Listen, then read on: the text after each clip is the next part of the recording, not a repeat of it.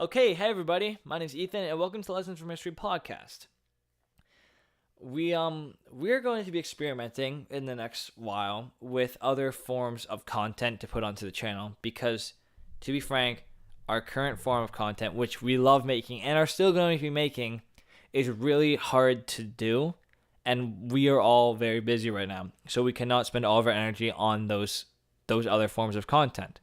So we're working on other options to put on the channel, and this is one of them. This is our podcast. Basically, we're going to be picking something that one of us knows a little bit about history and just kind of talking about it for a while.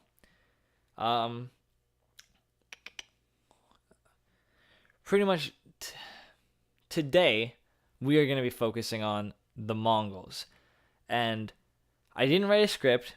There's no, it's just going to be me talking. There's no visual aids for you on the screen. You're just going to be listening, pretty much. Now, if you don't ever watch podcasts, that's all right. My tips for you would be, you do not have to watch this. One, you don't have to watch this right now. How I watch podcasts personally is I generally tend to download them or something like that and play them while I'm doing something else. Or maybe I'll just put it on while I'm playing video games on my computer. This is how I watch podcasts. You can do whatever you want. I'm not telling you, but I'm assuming most of you probably don't watch a lot of podcasts, so that's just my little description of how I would spend your time watching this, because this is probably going to be kind of long. Anyway, today we're going to be talking about the Mongol Empire, but we're not going to really be focusing on the history of how the Mongols came to be, because I feel like that's been covered a lot. We're going to be talking about why the Mongols were so good at fighting and why they created one of the largest land empires in history. Because that is not talked about a lot, and it's extremely interesting. So to understand the Mongols, you have to understand the steppe, the pastoral nomads of the steppe, and a couple other things that we will get into. So let's just dive right in. Basically, the Mongols lived on what today, and even back then, was called the steppe. The steppe is a large area of land in Central Asia and to a little bit in Eastern Europe. And it's basically, just imagine flat plains with grass. And it's kind of hilly at some points. This was the steppe. For literally thousands of miles, just this. And the thing with the steppe is, you can't grow crops on it. There is no room for settled agriculture on the steppe. And it's not because there's no land. There's plenty of land. It's because it's way too temperamental. In the summer, it is very hot, and so hot that it would destroy most crops.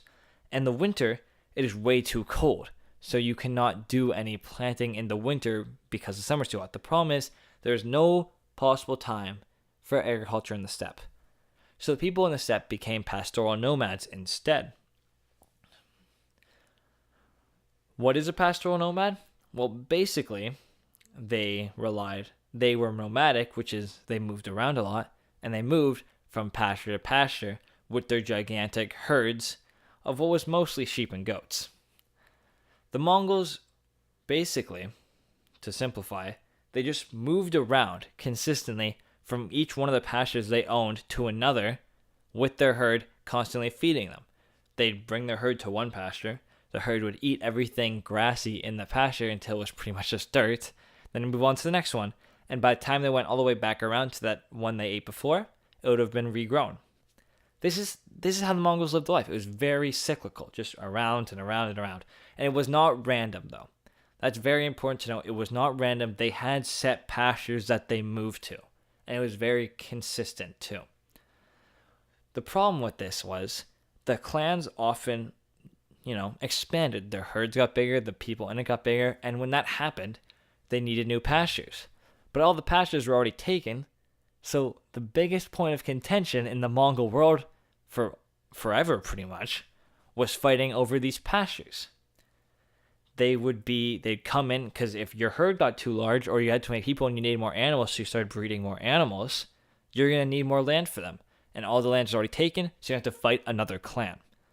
A side note here, though, is that they'd often also, big, large Mongol leaders, not big, large as in fat, big, large as in powerful, Mongol leaders generally like to have more than one wife. even though they always had one wife as their main wife, they generally like to have kind of other wives. So another part of their fighting would be over women.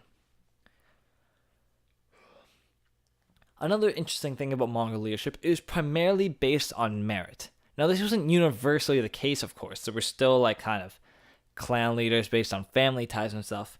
But especially after Genghis Khan, most Mongol leadership was based on merit. What happened was the Mongols organized themselves into clans. These clans generally came around through family ties. So a bunch of like families that all kind of realized they had a single ancestor would come together, and generally the most powerful family's head would become the head of this clan. An important thing to know about these clans is they are very unstable because of the system, and often when this great leader died or there was a problem with like a failure or maybe he died in a fight, any of these things that happen, this clan could very easily fall back into familiar ties, because to Mongols the most important thing was the family, not the clan. So if something bad happened, the family would just dissipate. Another way that clans were formed that I find particularly interesting was called the Noker.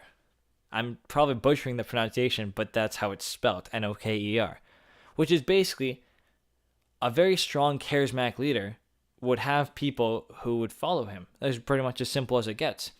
Basically, what would happen, and using Genghis Khan as the example, is he was traveling around, a very strong, very charismatic leader, and Mongols would follow him. They would just follow him into battle. They'd follow him, and they became his clan, right? They'd bring some of their family. They'd bring their wives, so it became a fully fledged clan. And these were much more stable, unlike these family-based clans, because some of these people, to an extent, left the rest of their family to join these clans. Another little side note here is that the Mongols also had a system of sworn blood brotherhood, which we call the Anda. And to best describe this, if you've seen Game of Thrones, it's like the Dothraki Blood Riders, pretty much, where it's like two warriors, so like, we are now brothers in blood, and we will fight together for each other forever, blah, blah, blah. Stuff like that, pretty much. That's all. Then that's what you need to know about Mongol clans. These clans were the ones that were exerting influence over pastures, not families. The Mongols also had a huge relationship with settled peoples. What do I mean by settled peoples? Well, pretty much anyone who wasn't a nomad. So, especially in the case of the Mongols, the Chinese were settled peoples. In the case of when the empire expanded, the Europeans were settled peoples. The Muslims, for most extent, or the Indians, for most extent, were settled people. Even the Koreans or the Japanese, they were all settled peoples. They did not move around. They lived in big agricultural bases with big cities and dense population centers. The Mongols relied on these people heavily because, as you can probably tell based on their way of life, the Mongols didn't do much mining. They didn't do much goods crafting. They didn't have time for that. They're spending their entire time with their herd. So if they wanted steel, or they wanted armor, or they wanted, fancy shirts or teapots or anything, it doesn't matter. If they wanted that, they'd have to trade with these people, these settled peoples. But the thing is, the Mongols didn't really look at them as equals, right? They needed them, but I think I've heard this best described by my professor when he said the Mongols looked at the settled people the way a wolf looks at a deer. Predatory. The Mongols thought of these people as like targets. And often, the Mongols would raid these villages. They very often raided northern Chinese villages until the empire, when they just conquered them. But so like the Mongol way, like they needed them, but they thought of them as very less than regular Mongols. The Mongol also grew up, like a Mongol child grew up on horseback. They lived most of their life riding horses and shooting a bow. This is how they lived. And it shows so well because the best thing about the Mongols was this is also how they fought. And this is why they were so good at fighting.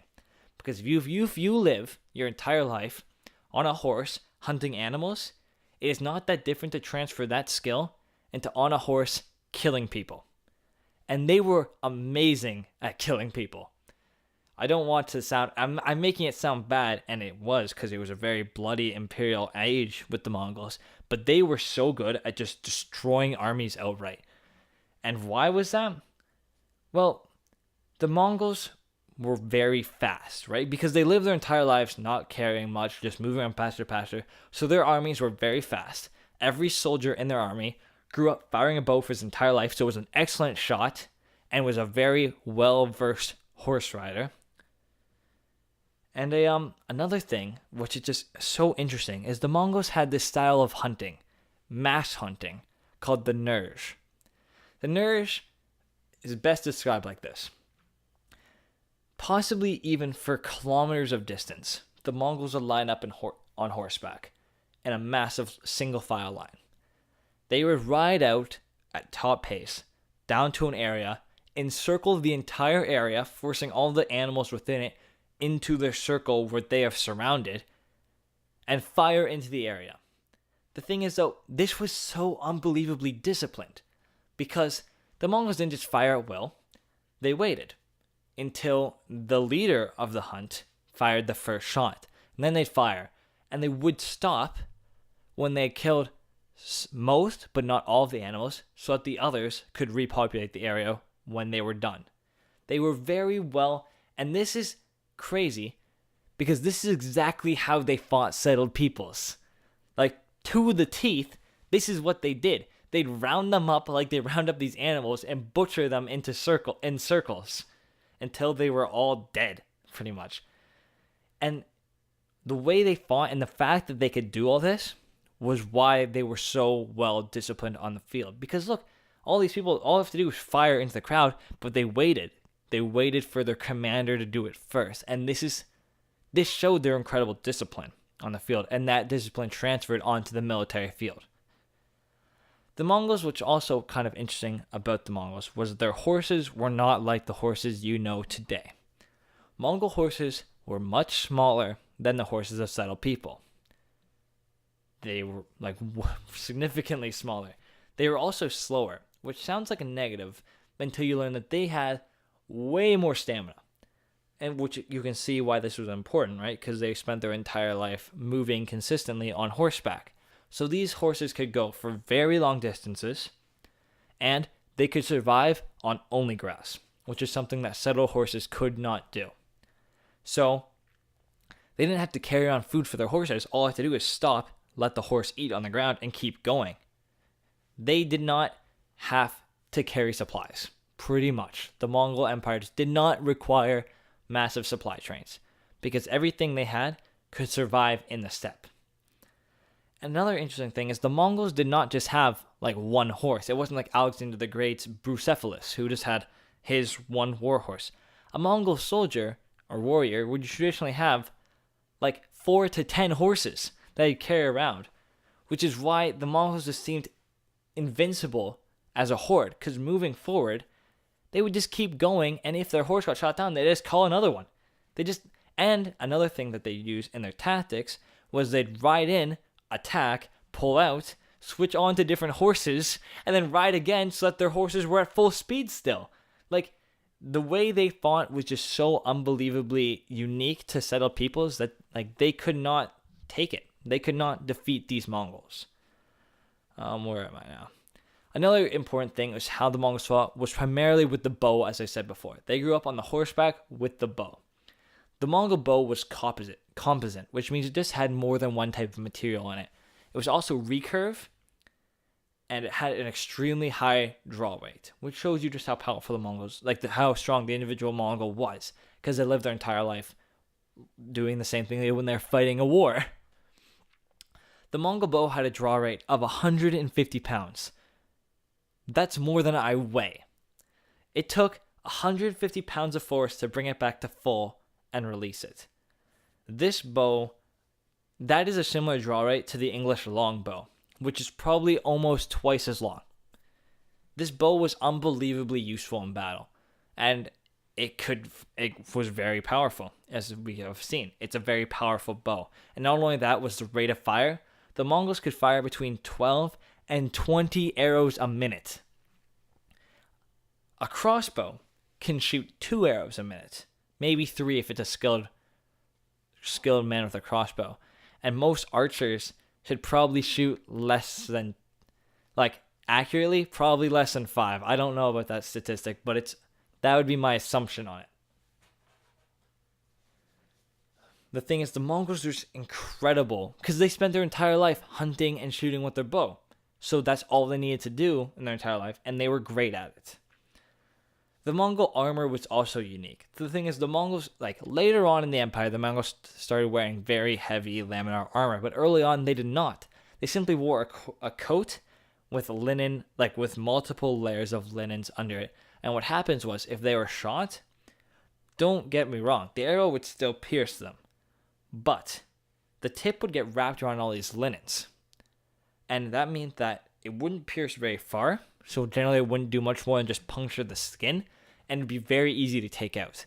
So I remember hearing stories where enemy armies would fire arrows into the Mongols. They'd hit the Mongols, and the Mongols would just keep going, as if nothing happened. And then later on, they just rip it out of their coat and keep going. Like, they just did not, like, arrows from most settled people were useless against the Mongols. Completely useless. And the thing is, you have to remember, every single Mongol lived this way. Like, every single one. Like, every single male one. Women did not live this way, though they probably actually did live to an extent similar to this, but not like this. Every male Mongol was a warrior, which meant that they had massive manpower pools. They could bring up hundreds of thousands of soldiers at will and just send them all off and go fight, because everyone could do the same job that these men were currently doing, and every man was a warrior. So they could all do this. And that is why the Mongols are just so great at conquest, because it came down to it. They had the men, they had the numbers, they had the horses, they had everything more than the settled people did. And they would just go through and conquer everything. Thank you for listening to my podcast, guys. That was my first podcast ever, so you're going to have to excuse me if it felt a bit poor and quick. I don't know. I just wanted to try it and just talk for a while. And that was my spiel about how Mongols were so great at fighting. I hope you liked it. I hope you like to see more of this. If you do, leave a comment. Maybe even leave a comment what you want me to talk about. If it's an historical thing, and if I know something about it, I will talk about it. I love talking about history. And maybe next time I'll have someone else here, so it's not just me talking by myself. Anyway, thank you all for listening. I hope you have a wonderful day. Goodbye.